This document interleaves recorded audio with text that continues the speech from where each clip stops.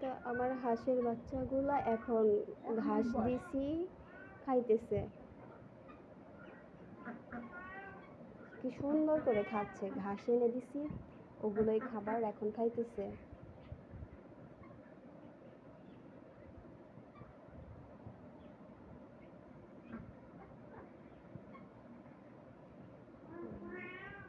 পাশাপাশি দেশি মুরগিগুলো হাঁসেদের সাথে, তারপর তিতির, এরা সবাই মিলে একসাথেই খাওয়া দাওয়া করে। রাতের বেলা আলাদা করে রাখা হয়, আলাদা থাকে, কিন্তু দিনের বেলা অনেকটা সময় হলো একই সাথেই থাকে।